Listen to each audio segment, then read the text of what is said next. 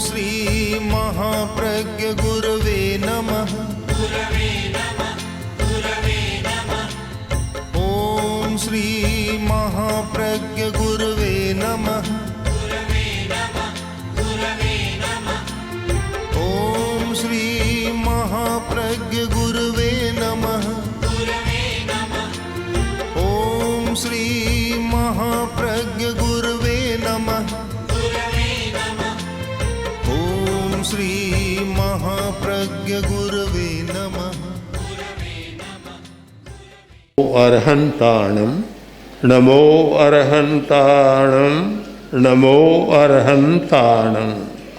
जैन दर्शन का एक सिद्धांत है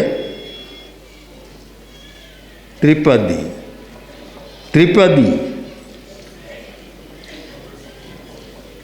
गौतम स्वामी ने भगवान महावीर से पूछा, भंते किंग तत्चम, तत्व क्या है? महावीर ने उत्तर दिया, उत्पन्ने युवा, उत्पन्न होता है। तो फिर प्रश्न हुआ कि उत्पन्न होता है तो फिर दुनिया भर जाएगी, समाएगा कहाँ? तो उत्तर मिला, विगमे युवा, नष्ट होता है। उत्पन्न होता है और नष्ट होता है, तब तो फिर कुछ बचेगा नहीं, सब समाप्त हो जाएगा, ये चक्र चलता रहेगा। तब फिर पूछा, भंते किंग तत्चम, तत्व क्या है? महावीर ने उत्तर दिया, ध्रुवे युवा, शाश्वत ध्रुव है। ध्रुव है, ये त्रिपदी बन गई कि ध्रुव भी है, नित्य भी है, और उत्पन्न होता है, नष्ट होता है, अनित्य भी है। मूल स्वरूप कभी नष्ट नहीं होता और पर्याय का परिवर्तन होता रहता है। मैं देख रहा हूँ कि पर्याय बदलता है, चिंतन बदलता, एक समान नहीं रहता, व्यवस्था बदलती है। एक समय था कि परिवार की व्यवस्था बहुत अच्छी थी, उसमें 50 लोग एक साथ रहते, सैकड़ों लोग एक साथ रहते। एक बार मैं एक परिवार में भिक्षा ग्रोसरी के लिए गया तो मैंने देखा कि कड्ढी लोग बनाते हैं राजस्थान के, कि कढ़ी है, एक माटे हंडी में कढ़ी बनाई हुई। मैंने कहा, इतनी कढ़ी, हंडी में कढ़ी इतनी? तो भाई ने उत्तर दिया कि हम परिवार के 100 लोग हैं, हंडी के बिना काम कैसे काम चले? वह समय भी देखा। आज का समय है कि कोई साथ रहना नहीं चाहता। इन दिनों में मेरे सामने बहुत समस्याएं प्रस्तुत की गई लोगों द्वारा। एक भाई आया और बोला कि पत्नी मर गई, बेटा अलग हो गया, मेरे पास आता ही नहीं है, अब अकेला हूँ, क्या करूँगा, कैसे जीवन?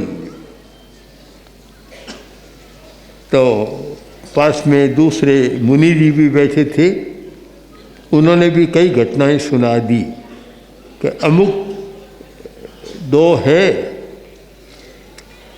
पति पत्नी है, और लड़का अमेरिका में है। वह कहता, मैं तो यहाँ नहीं आऊँगा, आना हो तो तुम यहाँ आ जाओ। देखिए, हम जा नहीं सकते, हम करें क्या? हम अमेरिका में चले जाएं तो लड़का, पति पत्नी, लड़का लड़के की बहू दोनों तो नौकरी में जाएंगे। दिन भर हम बैठे आखिर करें क्या? कम से कम हिंदुस्तान में आसपास में थोड़ा पड़ोस का संबंध तो है, वहाँ तो कोई संबंध ही नहीं होता, क्या करें? अब दोहरी समस्या। इस स्थिति में लगता है कि जो अध्यात्म का सिद्धांत था उसे व्यवहार में कर लिया और व्यवहार का था वह छोड़ दिया। हमारी 2 प्रकार की चेतना है, इंद्रिय चेतना और अतीन्द्रिय चेतना। सामाजिक प्राणी इंद्रिय चेतना के आधार पर जीता है। शब्द है, कान है,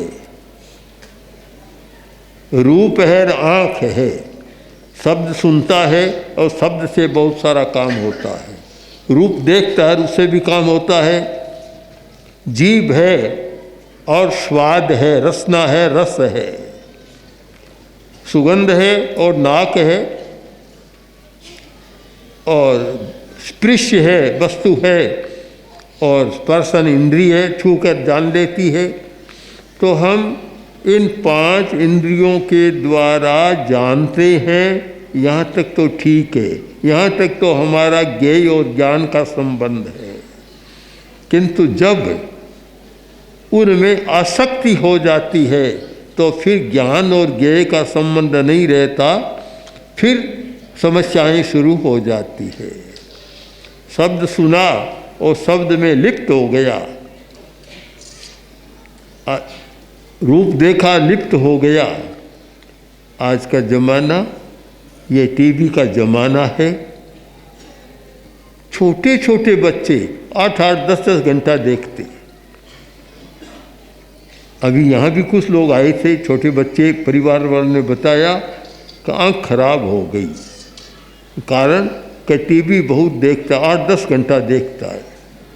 तो 8-10 घंटा टीवी के सामने बैठकर देखेगा तो आँख खराब नहीं होगी तो और क्या होगा? वह तो होना है, केवल आँख ही नहीं, स्वास्थ्य भी बिगड़ता है। किंतु एक इंद्रिय चेतना इतनी व्याप्त हो गई कि वह इंद्रियों की आसक्ति का जीवन जी रहा है। अब इंद्रिय चेतना में जी रहा है, दूसरा व्यक्ति अतीन्द्रिय चेतना में जी रहा है, यानी वह संयम करता है, रूप का संयम करता है, रस का खाने का भी संयम करता है, वह अतीन्द्रिय इंद्रियों से परे का जीवन जी रहा है। अब जो व्यक्ति अतीन्द्रिय चेतना में जी रहा है और अतीन्द्रिय चेतना की साधना कर रहा है, वह अगर कहे कि मेरी माँ नहीं, मेरा पिता नहीं, मेरा भाई नहीं, सब कुछ मेरा नहीं है, ममत्व विसर्जन, मेरा कुछ भी नहीं है, तब तो बात समझ में आती है कि भाई इसने सच्चाई को समझा है, अंतिम सच्चाई को समझा है, और यह कहता मेरा नहीं है तो बिल्कुल ठीक है। किंतु एक और तो मोह, एक और इंद्रिय चेतना, एक और शब्द रूप रस गंध की आसक्ति, और सारी सुख सुविधा में जी रहा है, और वह कहता है माता मेरी नहीं, पिता मेरा नहीं, तो लगता है कि वह ऐसा अंधेरा है, ऐसा अज्ञान है कि 2 बच्चे जा रहे थे, एक बच्चे ने कहा रात हो गई है, ठीक है, सूरज कहाँ चला गया, दिखाई नहीं दे रहा है। तो दूसरा बोला कितना मूर्ख आदमी है, तू समझता ही नहीं है, अंधेरे में कैसे दिखाई देगा, अंधेरे में तो दिखता नहीं है। वे एक मिथ्या ज्ञान उत्पन्न हो जाता है, मिथ्या धारणाएं बन जाती है। कुछ ऐसा ही हो रहा है कि इंद्रिय चेतना के स्तर पर जीने वाला संबंधों को नकारे तो यह वैसा है कि अंधेरे में सूरज दिखाई नहीं देता। एक और तो इंद्रिय चेतना में जीना, शब्द रूप रस गंध की दुनिया में जीना, और दूसरी ओर यह कहना कि मेरा कोई संबंध नहीं है, माँ की माँ जाने, बाप की बाप जाने, मैं अपना जानूँ बस सारा। ये एक मिथ्या धारणा, मिथ्या जीवन शैली और मिथ्या एक सिद्धांत बन गया। जो प्रयोग एक आध्यात्मिक व्यक्ति, अतीन्द्रिय चेतना में जीने वाला व्यक्ति करता है, वह व्यक्ति इंद्रिय चेतना में जीने वाला करे तो ठीक नहीं होता। और इसीलिए आज मानसिक समस्याएं बढ़ रही, क्योंकि चिंतन गलत है, और जब चिंतन सही नहीं है तो फिर मानसिक समस्याएं, फिर भावनात्मक समस्याएं पैदा हो रही है। और शायद वर्तमान दुनिया में जितना टेंशन, जितना डिप्रेशन है, शायद अतीत में नहीं रहा होगा, बहुत ज़्यादा है। इतना डिप्रेशन क्यों? मैंने एक लेख में पढ़ा, जो अमेरिका में पत्रिका निकलती है टाइम, लाइफ और टाइम, तो उसमें था कि शायद विश्व में सबसे ज़्यादा मेजर डिप्रेशन अमेरिका में, सब कुछ होने पर कारण कि यह विपर्य हो रहा है कि इंद्रिय चेतना में जी रहे हैं और व्यवहार अतीन्द्रिय चेतना का कर रहे हैं। यह एक मिथ्या ज्ञान हो गया। इंद्रिय चेतना में जीने वाले का व्यक्ति का व्यवहार इंद्रिय चेतना के अनुरूप होता है तो सही काम होता है, और जीता है इंद्रिय चेतना में और सिद्धांत रखता है, बात करता है अतीन्द्रिय चेतना की, वहाँ समस्या बढ़ती है, व्यवस्थाएं बिगड़ती है और दुखी होते हैं। आज इन वर्षों में और इस वर्ष में भी मैंने बहुत सुना कि दुनिया में बूढ़ों की बुरी हालत हो रही। एक साहित्यकार ने कुछ वर्ष पहले मुझे बताया, जो हमारे बहुत परिचित आदमी रहा है वर्षों से, अच्छे साहित्यकार है, उसने कहा कि मैं लंदन जाकर आया हूँ और वहाँ वृद्धावास में गया और वृद्धों की हालत देखी तो फिर यही मन में आया कि किसी को नरक देखना हो तो वहाँ का वृद्धावास देख। अकेला बैठा है, व्यवस्था है खाने की पीने की, सारी व्यवस्था है चिकित्सा की, पर 7 दिन में एक बार या 2 बार डॉक्टर आता है और या कोई रसोई वाला आता है और आदमी का मुंह देखने को नहीं मिलता। आदमी को स्नेह चाहिए, वात्सल्य चाहिए, प्रेम चाहिए, करुणा चाहिए, वह कोई व्यवहार वहाँ नहीं मिलता तो बैठा बैठा क्या करता है। कुछ लोग तो सोचते हैं आत्महत्या अच्छी है इससे ज़्यादा। तो उसने कहा कि किसी को नरक देखना हो तो उनके वृद्धावासों को देख लो। ये सारा क्यों हो रहा है कि मोह में जीने वाला व्यक्ति निर्मोह जैसा व्यवहार कर रहा है, अपने जीवन शैली को, लाइफस्टाइल को ऐसा बना लिया कि जीता है मोह में, व्यवहार करता निर्मोह जैसा। बड़ी समस्या हो गई।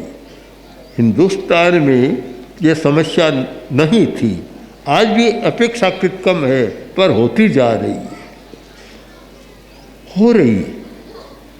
यानी जो एक कृतज्ञता का भाव होना चाहिए माता पिता के प्रति, वृद्धों के प्रति, वह कृतज्ञता का भाव नहीं रहा। तो आज तो अकृतज्ञता का युग है। शिष्य गुरु के प्रति कृतज्ञता का भाव नहीं रखता, पुत्र माता पिता के प्रति कृतज्ञता का भाव नहीं रखता। कोई कर्मचारी है वह अपने मालिक के प्रति कृतज्ञता का भाव नहीं रखता। इस अकृतज्ञता के युग में कृतज्ञ होना एक बहुत बड़ी बात है। यह हमें तो सौभाग्य मिला है, तेरा पंथ की ऐसी परंपरा रही है कि जयाचार्य ने भिक्षु स्वामी के प्रति इतनी कृतज्ञता प्रकट की और संतों के प्रति, अपने तत्कालीन संतों के प्रति इतनी कृतज्ञता कि एक आचार्य अपने संतों के प्रति इतना विनम्र व्यवहार और इतना कुछ उनके विशेषताओं का वर्णन करता है। बहुत बड़ी कृतज्ञता की बात कही। आचार्य तुलसी को देखो, जब उनके गीतों को देखो तो ऐसा लगता है कि भिक्षु स्वामी के सिवाय उनको कुछ दिखता नहीं है। कितनी कृतज्ञता। हमारे साधु साधियों में ये परंपरा है, इसीलिए वृद्धों की सेवा भी हो रही है। तो हमारा जीवन अच्छा क्यों है कि अतीन्द्रिय चेतना का जीवन और व्यवहार कर रहे हैं इंद्रिय चेतना वाला। उल्टा ये हो गया कि इंद्रिय चेतना में जीने वाला है, व्यवहार कर रहा है अतीन्द्रिय चेतना का। इसका नाम है विपर्यय। तर्कशास्त्र में एक दोष होता है विपर्यय, संशय, विपर्यय, अनध्यवसाय। तो एक ये दोष हो गया। हम सही दृष्टिकोण अपनाएं।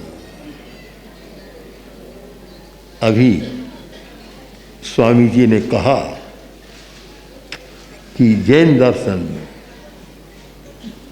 यथार्थ है। कल आपसे बात हुई और आप जो काम कर रहे हैं, अगर पूरी दुनिया में सही चिंतन, सही व्यवहार और सही जीवन शैली का विकास करना है तो अनेकांत के सिवाय कोई रास्ता नहीं। अनेकांत, शाद्वाद, कोई रास्ता नहीं है। एकमात्र अनेकांत है जिसमें सत्य का निश्चय और व्यवहार दोनों दृष्टियों से निरूपण किया गया और उसके द्वारा हम व्यवहार के स्थान पर व्यवहार और निश्चय के स्थान पर निश्चय, एकांगी नहीं बनेंगे। तो हम उसका प्रयोग करें, प्रशिक्षण लें, जीवन शैली बदल जाएगी। और मैंने देखा कि जिन लोगों ने अनेकांत को समझने का प्रयत्न किया उनका चिंतन बदल गया, जीवन शैली बदल गई, व्यवहार बदल गया। व्यवहार कि किसके साथ कैसा व्यवहार करना चाहिए। तो मैं मानता हूँ कि आज एक जो कमी अतीत में रही है कि हम लोग भगवान महावीर की वाणी को, जैन दर्शन को, अनेकांत, अपरिग्रह, अहिंसा जैसे सिद्धांतों को विश्व मानस तक पहुंचा नहीं सके। ये सबसे बड़ी कमी है जैन समाज की, केवल तेरा पंथ की नहीं, पूरे जैन समाज की कमी रही है। जैन दर्शन को विश्व में थोड़ा बहुत पहुंचाया है तो जर्मन के विद्वानों ने पहुंचाया, उन्होंने काम किया, तब लोग जानते हैं कि जैन है। वह भी पूरा नहीं जानते पूरी दुनिया में। अभी हमारी एक समणी है चारित्र प्रज्ञा, जो अमेरिका में मियामी के इंटरनेशनल यूनिवर्सिटी में 2-3 वर्ष से पढ़ा रही है। तो वहाँ के छात्रों ने और प्रोफेसरों ने कहा कि इतना अच्छा जैन धर्म है, इतने दिन आपने हमें बताया क्यों नहीं। आचार्य तुलसी ने एक रास्ता निकाला। आज जैन सिद्धांतों की बात विश्व के अंचल तक पहुंच रही है, लोग समझ रहे हैं कि क्या है, क्या करना चाहिए। तो मैं मानता हूँ कि हम इंद्रिय चेतना और अतीन्द्रिय चेतना, अनेकांत दृष्टि से दोनों का विश्लेषण करें तो शायद आज की समस्याएं काफ़ी सुलझ सकती है। बहुत लोग हैं, जैन लोग व्यापारी हैं, धन कमाते हैं और काम करते हैं, पर जैन दर्शन और जैन विद्या के क्षेत्र में रुचि रखने वाले कितनी अंगुलियां हैं, इतने मिल जाए तो भी बहुत। दोनों आज की 10 गिन लो आप, इतने मिल जाए तो बहुत है। पर जब मुट्ठी बंद हो तो कोई काम नहीं होगा। ऐसा ही हो रहा है, मुट्ठी बंद हो रही है आज। सारी शक्ति पैसे में, मुट्ठी में लग रही है, उस क्षेत्र में काम नहीं हो रहा है। जहाँ समणी जी है मियामी में, वहाँ विश्वविद्यालय और जैन चेयर की बात भी नक्की हो गई। अब जैन चेयर की बात तो है, पर समणियों के सिवाय पढ़ाने वाला विद्वान कौन, यह प्रश्न है। तो हमें अपनी शक्ति को एक केवल अर्थ नियोजन और चीज़ों में नहीं, इसमें भी लगाना चाहिए कि हम कैसे काम करें। एक हमारी परंपरा रही है मध्यवर्ती आचार्यों की कि भाई तुम्हारे पुत्र कितने की 4 है तो एक हमें दो, 3 तुम रहो। हम उसको साधु बनाएंगे, विद्वान बनाएंगे, पढ़ाएंगे, परंपरा को चलाएंगे। अगर आज हम भी ये मांग कर लें तो शायद कितने लोग तैयार होंगे। सब कहते हैं इंजीनियर बनो, सीए बनो, एमबीए बनो और टेक्नोलॉजी में जाओ, यह करो वह करो, पर दर्शन और विद्या और जो मूल आधार पर कौन जा रहा है। तो एक हमारे सामने भी बड़ा प्रश्न है। इतने लोग इकट्ठे होते हैं, उन्हें भी चिंतन करना चाहिए कि हम जैन धर्म, जैन दर्शन, जैन आचार और जैन जीवन शैली, जो गुरुदेव ने 9 सूत्री जीवन शैली का विकास किया, कैसे उस और हम आगे काम करें और 60 वर्ष के हो जाएं तो कम से कम धंधे से छोड़ने पर। आज तो ऐसा हो गया कि छोड़ता नहीं है मरते दम तक। तो कुछ नया चिंतन शुरू होना चाहिए। जो भी संग आते हैं और आते हैं, भक्ति करते हैं, अच्छी बात है, पर कोरी भक्ति से काम नहीं चलेगा, उसके साथ एक शक्ति का प्रयोग भी होना चाहिए। तो भगवान, ये आप लोग सब बहुत लोग आई हैं, दीक्षा का अवसर है और दीक्षा कर होने वाली है, उसे देखेंगे। किंतु 2, 4, 5, 10 बैरागी मुमुक्षु या दीक्षार्थियों को देखकर ही प्रेरणा ले कि एक व्यक्ति घर को छोड़ सकता है तो हम थोड़ा लोभ क्यों नहीं छोड़ सकते, थोड़ा एक अपनी शक्ति को ज्ञान में क्यों नहीं लगा सकते। अगर ये प्रेरणा ले तो शायद आपका आना, दीक्षा को देखना और ये भक्ति करना भी बहुत सार्थक हो सकेगा। ओम ॐ श्री महाप्रज्ञ गुरवे नमः। ॐ श्री महाप्रज्ञ